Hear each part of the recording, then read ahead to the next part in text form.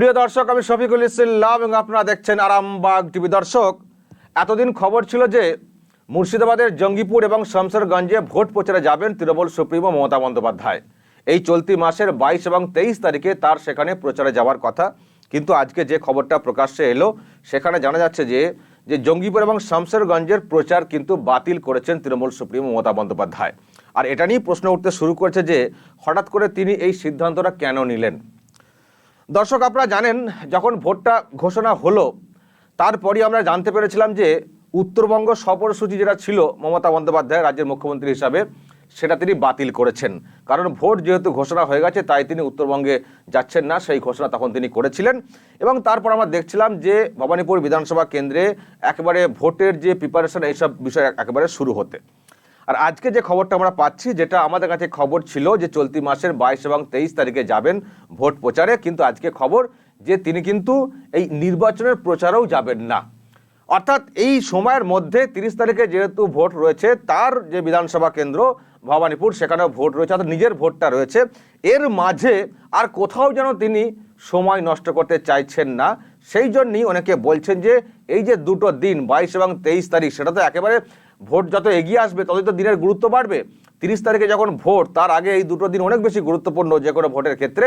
ফলে এই সময় দুটো দিন তিনি প্রচারে গিয়ে নষ্ট করবেন, এটা যেন কোথাও চাইছেন না তৃণমূল সুপ্রিমো মমতা বন্দ্যোপাধ্যায়, এবং সেই কারণেই নাকি এই কর্মসূচিকে বাতিল করেছেন।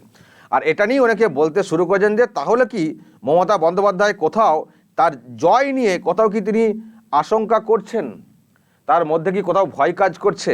তার ব্যাখ্যা স্বরূপ অনেকে বলছেন যে হ্যাঁ, ভয় তো অবশ্যই কাজ করছে, কারণ তার বিরুদ্ধে যিনি প্রার্থী হয়েছেন বিজেপির, তিনি হচ্ছেন প্রিয়াঙ্কা টেবরিওয়াল, যিনি কলকাতা হাইকোর্টের আইনজীবী এবং যিনি ইদানিংকালে বেশ প্রচারের মুখ হয়ে রয়েছেন। কারণ প্রতিবাদী মুখ হিসেবে তার কিন্তু বিরাট খবরাখবর আপনারা দেখেন বিভিন্ন মিডিয়াতে। ভোট পরবর্তী হিংসা যেটা হয়েছে এই রাজ্যে, যেটাকে অস্বীকার করছিলেন তৃণমূল সুপ্রিমো তথা রাজ্যের মুখ্যমন্ত্রী মমতা বন্দ্যোপাধ্যায়, সেটাকে কলকাতা হাইকোর্টে এস্টাবলিশ করেছেন এই আইনজীবী প্রিয়াঙ্কা টেবরিওয়াল। এবং তার পরিপ্রেক্ষিতে ন্যাশনাল হিউম্যান রাইট কমিশনকে দিয়ে এনকোয়ারি রিপোর্ট হয়েছিল প্রথমে, তারপর একেবারে সিবিআই তদন্ত হচ্ছে। এই যে পুরো আইনি বিষয়টা, সেই লড়াইটা যিনি চালিয়েছেন আইনজীবী হিসাবে, তিনি হচ্ছেন প্রিয়াঙ্কা টেবরিওয়াল, যিনি ভবানীপুর বিধানসভা কেন্দ্রে মমতা বন্দ্যোপাধ্যায়ের বিরুদ্ধে প্রার্থী হয়েছেন। এবং সেই কারণেই অনেকেই যেভাবে বলছেন, প্রচার করছেন যে একজন ক্যান্ডিডেট যিনি ঘরছাড়া করেছেন রেজাল্টের পর, যেটা বলা হচ্ছে মমতা বন্দ্যোপাধ্যায় সম্পর্কে, আর একজন ক্যান্ডিডেট তার বিরুদ্ধে যিনি প্রার্থী হয়েছেন তিনি হচ্ছেন ঘরছাড়াদের ঘরে ঢুকিয়েছেন। আর একজন অত্যাচার করেছেন, আর একজন অত্যাচারের একেবারে বিচার পাইয়ে দেওয়ার ব্যবস্থা করছেন। এই দুজনের মধ্যে মূলত লড়াইটা হবে ভবানীপুর বিধানসভা কেন্দ্রে। এবং এটাই যেন অনেকটা চাপের বিষয় হয়ে গেছে তৃণমূল কংগ্রেসের কাছে, কারণ এই বিষয়টা একেবারে এখন একেবারে টাটকা। কারণ ভোট পরবর্তী হিংসা নিয়ে তদন্ত চলছে, সিবিআই এদিক সেদিক করছে, আর সেটা নিয়ে যখন আইনি বিষয় আসছে তখনই প্রিয়াঙ্কা টেবরিওয়ালের ইন্টারভিউ আপনারা দেখেন বিভিন্ন সময়। ফলে এই সময় একটা ভালো ইমেজ যাকে বলা যায়, সেদিক দিয়ে কিন্তু বিজেপির এই প্রিয়াঙ্কা টেবরিওয়াল তার রয়েছে, এবং তাকে ওখানে প্রার্থী করে মাস্টার স্ট্রোক দিয়েছে বিজেপি। এক কথায় খেলা যেন জমিয়ে দিয়েছে, এটা কিন্তু মনে করছে রাজনৈতিক মহল। আর সেই কারণেই নাকি মমতা বন্দ্যোপাধ্যায় তিনিও এতটুকু সময় নষ্ট করতে চাইছেন না তার নির্বাচনের বিষয়ে। যদি এই সময়ের মধ্যে আবার দুদিন যদি প্রচারে যায় মুর্শিদাবাদে, তাহলে তার এখানকার কাজকর্ম যে নির্বাচনের বিষয় সেখানে ব্যাঘাত ঘটবে, এবং সেই জন্যই নাকি তিনি যাচ্ছেন না। অর্থাৎ একটাই কথা দর্শক, প্রিয়াঙ্কা টেবরিওয়াল প্রার্থী হওয়ার পরেই তৃণমূল কংগ্রেস যেন অনেকটাই নড়ে চড়ে বসেছে, এবং তৃণমূল সুপ্রিমো তিনিও যেন অনেকটা নড়ে চড়ে বসেছেন। সেই কারণে এর মাঝে কোথাও কোনোভাবে সময় নষ্ট না হোক সেটা যেন তিনি চাইছেন না, এবং সেই কারণেই তিনি কিন্তু এরকম মুর্শিদাবাদে প্রচার কর্মসূচি বাতিল করেছেন, এমনটাই কিন্তু বলছে রাজনৈতিক মহলে একটা অংশ। যদি অন্য একটা অংশ অন্য কথা বলছে, সেটাও আমি আপনাদের সঙ্গে আলোচনা করতে চাই। তাদের যেটা বক্তব্য, অন্য একটা অংশ, যে মমতা বন্দ্যোপাধ্যায় যেখানে যাবেন সেখানে প্রচুর জমায়েত হয়, অনেকেই ভিড় হয়। এখন যেহেতু কোভিড এই পরিস্থিতি মেনে প্রচার করতে বলেছে নির্বাচন কমিশন, এবং সেই কারণেই নাকি তিনি যাচ্ছেন না, কারণ তিনি গেলে অনেক ভিড় হবে, সেটা তিনি চাইছেন না, সেই জন্যই তিনি বাতিল করছেন। এটা কিন্তু অন্য একটা অংশের তরফ থেকে ব্যাখ্যা করা হচ্ছে। কিন্তু প্রশ্ন দর্শক, যদি সত্যিই তিনি গেলে প্রচুর লোকজন জড়ো হবে ইত্যাদি বিষয়, সেই কারণে যাচ্ছেন না, তাহলে কি তিনি তার বিধানসভা কেন্দ্র তাহলে প্রচার করবেন না? তাহলে তো তিনি সেখানে নামলেও তো অনেক লোকজন জড়ো হবেন। তাহলে কি তিনি ভবানীপুরে প্রচার করবেন না?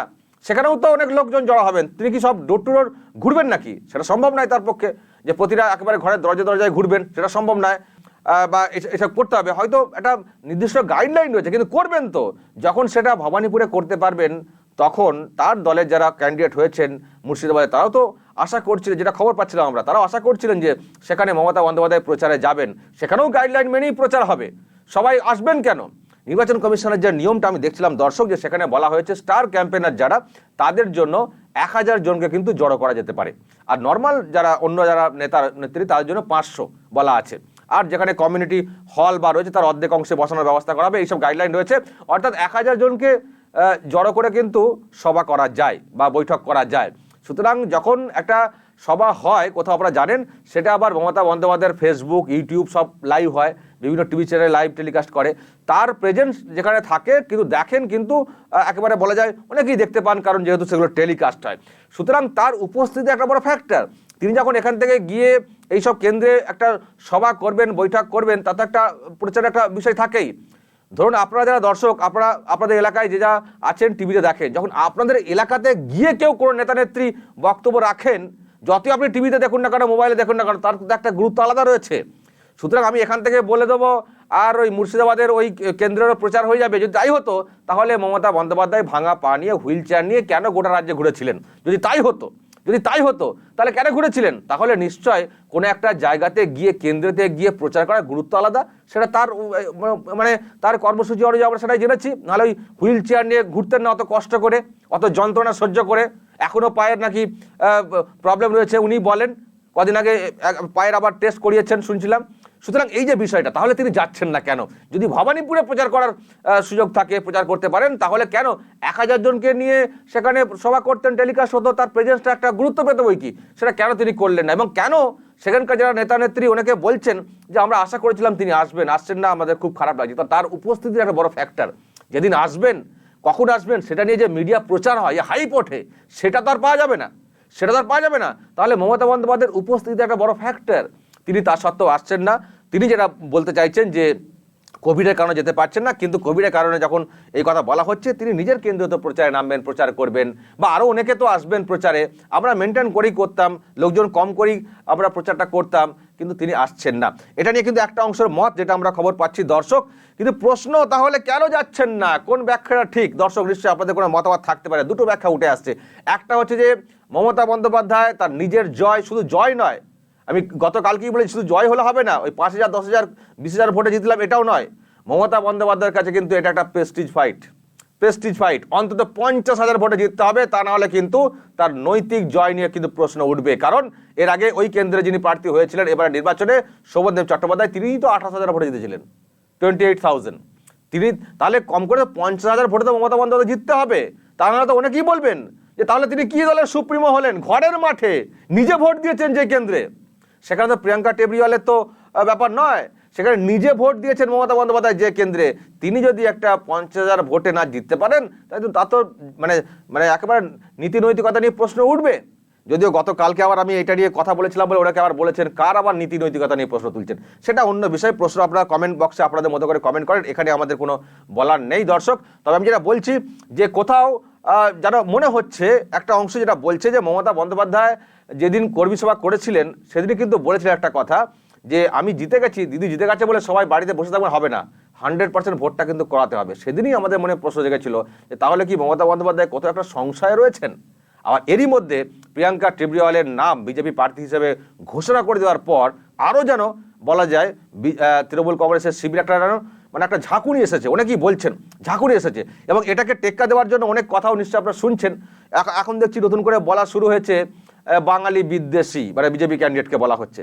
আবার দেখবেন যে মিডিয়াতে একটা কথা ভাসিয়ে দেওয়া হচ্ছে, যে এই ভবানীপুর বিধানসভা কেন্দ্রের একটি ওয়ার্ড আছে, 70 নম্বর ওয়ার্ড, যেখানে সেটা নাকি মিনি ইন্ডিয়া, সেখানে নাকি গুজরাটিদের বাস। এটা খুব একটু ভালো করে ভাববেন। এই যে বলা, এই যে খবর করা, এর মধ্যেও অনেকে বলছেন যে অ্যাকচুয়ালি এই কথাগুলোকে ভাসিয়ে দেওয়া হচ্ছে। চলো গুজরাটি যে ট্যাগ দিয়ে দেওয়া যায়, তাহলে আবার সেই গুজরাটি ভার্সেস বাঙালি, আমাদের ভবানীপুরকে গুজরাট হতে দেবো না, এই তথ্য খারাপ হতে পারে।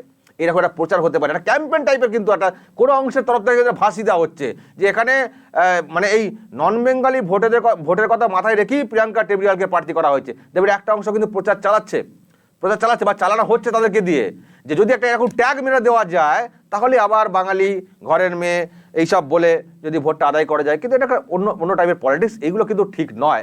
কারণ ভারতবর্ষ গোটা দেশ এবং পশ্চিমবঙ্গের একজন যিনি থাকেন তিনি তো প্রার্থী হতেই পারেন, তার ভাষা কি, তার অরিজিন কি, এইসব নিয়ে যদি কেউ বলার চেষ্টা করেন তাহলে তো একেবারে সেটা মানে চিপ পলিটিক্স হয়ে যায়। যদিও চিপ পলিটিক্সও হচ্ছেই, সেটা আমরা দেখছি এবারে বিধানসভা নির্বাচনের একেবারে সেই আগে থেকেই।